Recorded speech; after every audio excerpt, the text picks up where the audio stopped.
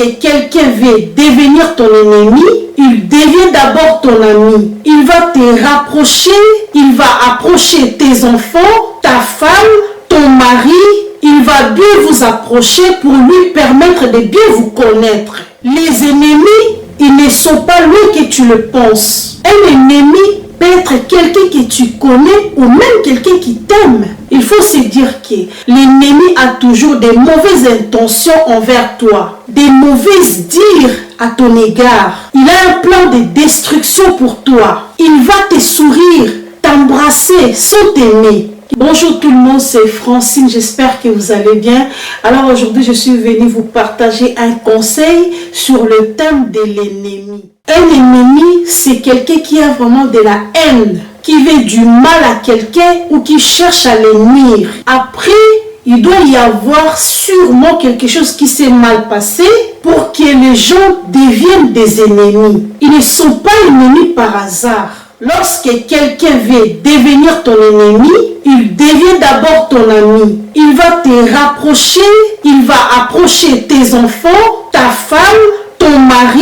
Il va bien vous approcher pour lui permettre de bien vous connaître. Les ennemis, ils ne sont pas loin que tu le penses. Un ennemi peut être quelqu'un que tu connais ou même quelqu'un qui t'aime. Il faut se dire que l'ennemi a toujours des mauvaises intentions envers toi, des mauvaises dires à ton égard. Il a un plan de destruction pour toi. Il va te sourire, t'embrasser sans t'aimer. Il faut savoir que quelqu'un peut te sourire sans avoir la joie de te voir. C'est pour cela la Bible dit, le cœur de l'homme est tortué. Tu connais l'homme dans son visage, mais tu ne connais pas l'homme dans son cœur. Il y a tellement de raisons qui peuvent provoquer qu'une personne devienne ton ennemi. Je te donne deux exemples qui peuvent faire que les gens deviennent des ennemis. La première, c'est par exemple quand vous êtes accusé sans raison. Et la seconde, c'est quand vous êtes trahi. Ce sont les deux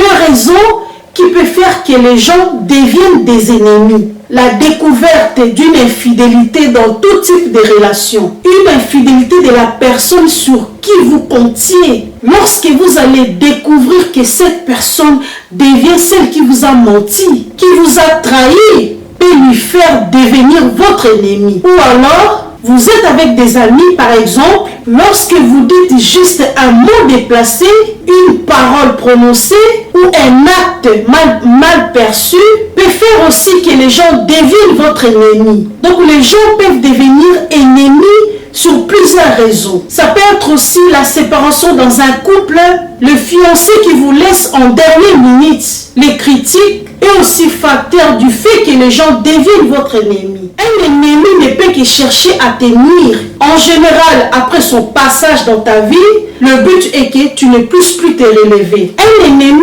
c'est quelqu'un qui n'a pas d'objectif personnel, qui n'a rien à faire. Il va utiliser tout son temps pour parler de toi. Il va te critiquer, il va te rabaisser, te nuire. Ça, c'est sa raison d'être. Ça, c'est sa raison d'exister. Un ennemi, c'est un sorcier camouflé. Il veut que tu deviennes impuissant. Il a de la méchanceté terrible.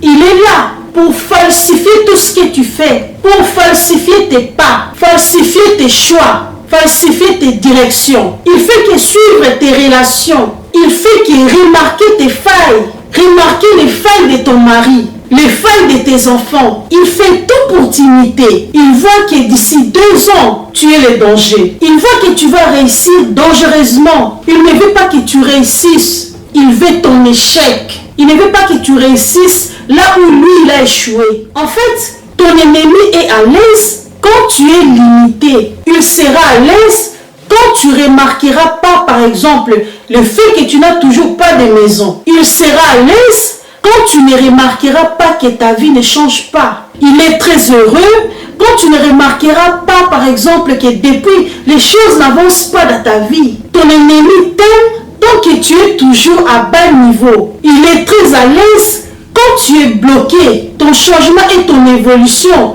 ne va pas plaire à ton ennemi. Il est là pour te rappeler tes failles. Il fait que douter de toi. Un ennemi a une méchanceté féroce. Il va essayer par tous les moyens de t'anéantir. Il va que minimiser tes efforts. Il va te critiquer alors qu'il ne connaît rien de toi. Les ennemis font beaucoup de mal aux gens. Ils se nourrissent de la souffrance des autres, du malheur des autres. Un ennemi se sent très mal dans sa peau. Ils n'aiment pas vous voir heureux. Ils font tout ce qui est en leur pouvoir pour vous retirer la joie. Il va tout faire pour rabaisser votre succès. Les ennemis essaieront toujours d'entrer en compétition avec vous et vous considérer comme un concurrent. Ce sont des gens prêts à tout pour se venger. Si par exemple vous voulez avancer, mais il ne faut pas oublier, les ennemis vont aussi venir s'imposer. Peu importe qui vous êtes, vous aurez toujours des ennemis. Ceci fait partie de la vie. Vous n'avez pas besoin d'entretenir de bonnes relations avec vos ennemis. Il ne faut pas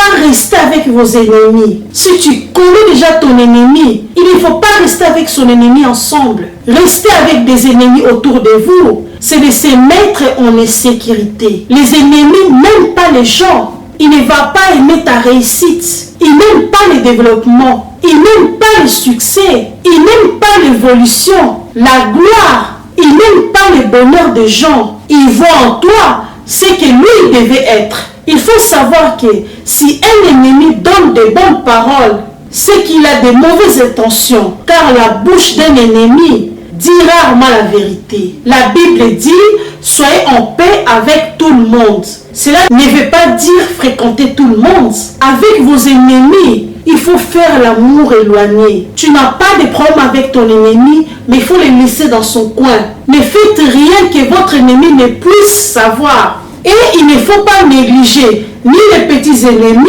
ni les petites blessures. On dit toujours, l'homme prudent voit le mal de loin. En réalité, lorsqu'on parle de la prudence, égale voir. Il ne faut pas attendre que le mal arrive pour le voir. Vois déjà.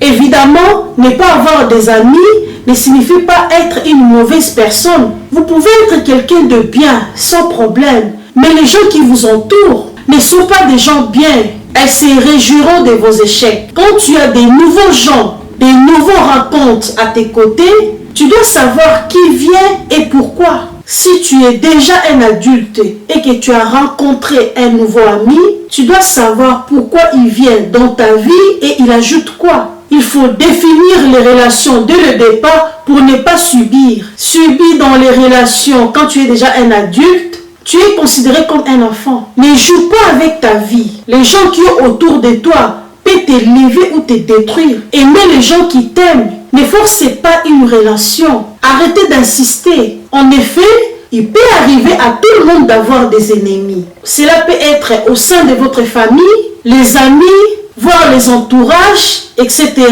Lorsque ça ne va pas chez toi, il faut te regarder d'abord toi-même et beaucoup plus regarde les gens qui t'entourent. Car les gens qui t'entourent peuvent déterminer le niveau de ta réussite. Et si Dieu te montre ton ennemi et que toi tu commences à le traiter en ami, sache-le que tu es en train de préparer toi-même le terrain pour une tragédie inévitable. En fait, si tu décides que ton ennemi devienne familier, sache-le, il utilisera cette familiarité pour t'attaquer. Cependant, la vérité est que si quelqu'un tisse une amitié avec son ennemi, ce dernier utilisera cette opportunité pour se lancer des attaques sévères. Je donne un exemple. Si un serpent t'a déjà mordu, tu frémiras quand bien même tu vois un ver de terre inoffensif qui redresse son corps. Mais le point d'avis de Jésus-Christ était de nous dire d'aimer nos ennemis. Voilà, c'est la fin de la vidéo.